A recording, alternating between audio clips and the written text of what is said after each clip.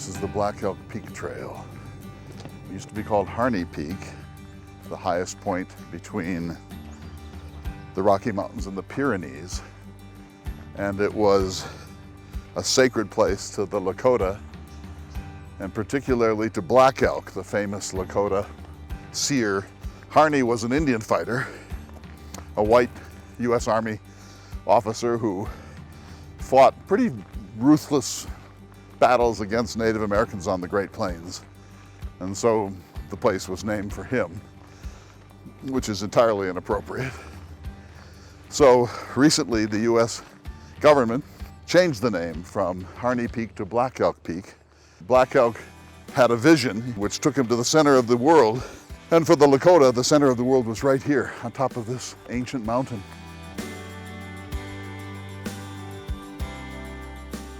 I've climbed this before. It's always been Harney Peak, and I've always thought the only thing wrong with this is that it's named Harney Peak.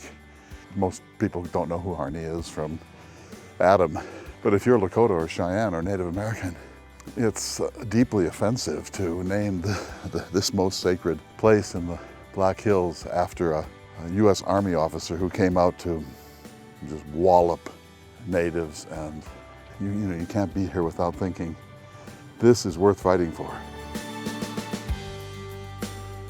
This is the Book of Books. This is Black Elk Speaks.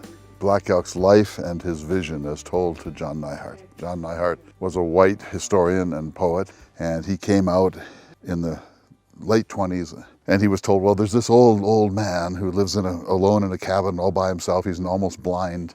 You should maybe go see him. And so Neihardt takes his jalopy and goes out to Black Elk's cabin and introduces himself.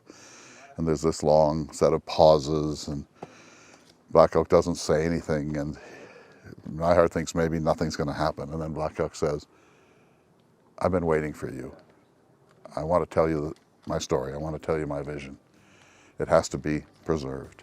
And it became the classic of Native American spirituality. People that are unrelated to the Lakota read this book to understand what Native American spirituality and an integrated view of the universe can be.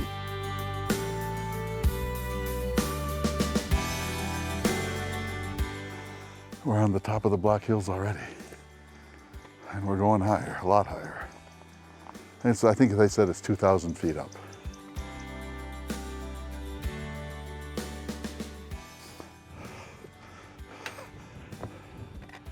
Yeah, this is it.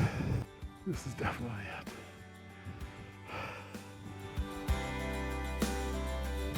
So here we are at the top of Black Elk Peak, formerly Harney Peak.